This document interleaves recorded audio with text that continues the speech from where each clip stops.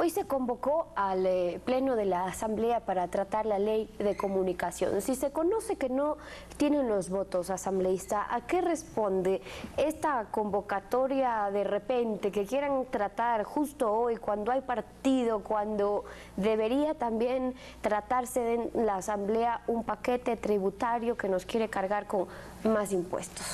Muchas gracias y buenos días. Creo que la respuesta es muy clara.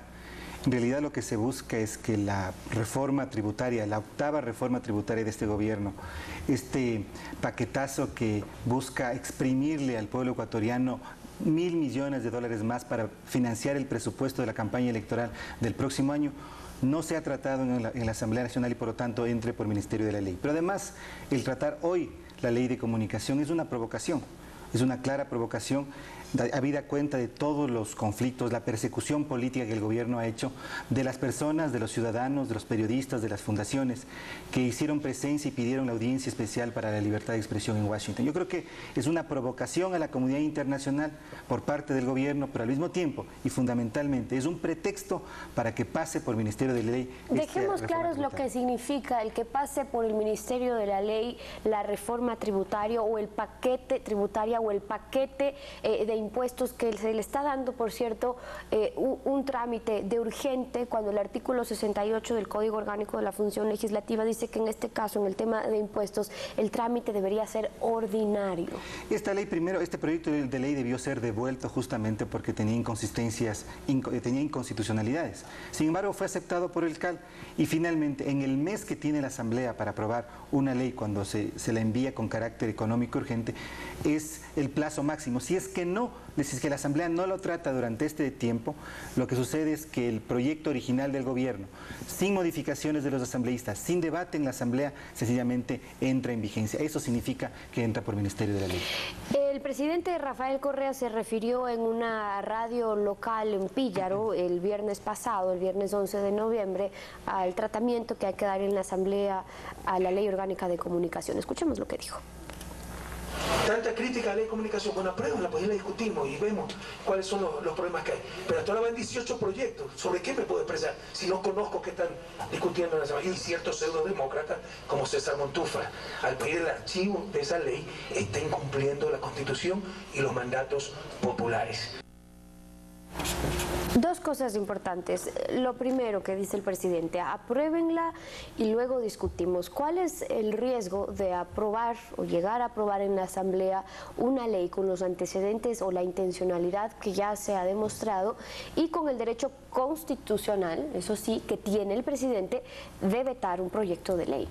Así como el presidente tiene el derecho constitucional de vetar un proyecto de ley, además tomando en cuenta de que el Ecuador es el país que más facultad otorga al Ejecutivo para transformar una ley cuando es vetada. En la mayoría de países, cuando un presidente va a sancionar o vetar un proyecto, no puede toparlo, no puede modificarlo. En el Ecuador puede modificarlo el 100%. Tenemos un sistema hiperpresidencialista. Y además la Asamblea necesita 2/3 para poder ratificarse en el texto original. Pero así como el presidente tiene esa facultad, los asambleístas tenemos también la facultad, de acuerdo al artículo 61 de la Ley Orgánica de la Función Legislativa, a pedir el archivo de un proyecto de ley cuando éste viola la Constitución, se ve en contra de instrumentos internacionales y, lo más importante, vulnera un derecho humano fundamental. A nosotros, los asambleístas, el pueblo nos eligió. El pueblo ecuatoriano nos paga un sueldo, no para que restringamos sus derechos, no para que aprobemos leyes como este proyecto de ley de comunicación, que contiene, yo diría, decenas de inconsistencias con la Constitución y es violatoria de derechos. Por lo tanto, la única salida en este proyecto es archivar y comenzar nuevamente el proceso de aprobación de la ley. Nadie está diciendo que no haya ley de comunicación, es un mandato constitucional, pero tiene que ser una ley democrática. No puede ser una ley que vulnere y retroceda en cuanto a derechos de las personas. Pero dejemos claro qué quedó sentado en la consulta popular cuando se dijo que se debe aprobar una ley de comunicación. No se especifica qué ley es la que se tiene que aprobar. Entonces, ¿qué pasa cuando se dice los asambleístas? Porque ya es la amenaza que hemos escuchado en los últimos meses, no días, y también repetido constantemente por asambleístas del oficialismo, dicen que si los asambleístas se oponen a aprobar una ley de comunicación o la ley de comunicación, no estarían cumpliendo el mandato popular y por ende incluso, dicen, podrían ser destituidos esos asambleístas. Fíjese el chantaje. Pero hay asambleístas, habemos asambleístas que no cedemos ante ningún chantaje. No puede ser argumento para aprobar este mamotreto el que nos van a destituir o que nos quieren acusar de desacato ante la Corte Constitucional. Que lo hagan. Yo le digo, Stephanie, yo diría, bienvenido el de la destitución como asambleísta si es por defender los derechos de las personas. Pero ese no puede ser argumento para aprobar una ley. Esta ley, lo he demostrado en un documento que presenté la semana pasada, contiene 41 por lo menos razones. Pero dejemos claro por qué no es argumento para que sea causal de destitución de los asambleístas, hablando de constitución y hablando de legalidad. En ninguna sociedad democrática el que un asambleísta vote no o pide el archivo de un proyecto de ley puede ser causal para destitución. Pero así lo fuera, le diría Stephanie. Si es que ese es el argumento que ellos tienen, eso no valida el que este texto legal es absolutamente violatorio de los derechos de las personas. Aquí lo fundamental es que los asambleístas tenemos un dilema a partir del día de hoy. O somos cómplices del proyecto del gobierno que busca aprobar su proyecto de ley de comunicación en función de concentrar más del poder y establecer un control mediático, un control sobre el pensamiento y la expresión de las personas, o sencillamente le decimos no, archivamos este proyecto y comenzamos de nuevo el proceso para cumplir el mandato. Algunas de las razones que usted presenta para que se comience de nuevo este análisis, aunque han habido avances y acuerdos en ciertos temas que sería importante que se respeten, acuerdos, digo, por ejemplo, como un acuerdo ético político al que se llegó hace algún tiempo, pero decía yo que alguna de esas razones por las que usted decía que cabe comenzar de nuevo es la inobservancia expresa de los comentarios y las recomendaciones de la Relatora Especial para la Libertad de Expresión sobre el informe a la Ley de Comunicación, y también porque hay un acuerdo ético político en el que se acordaba en que debería la ley estar en concordancia con los instrumentos internacionales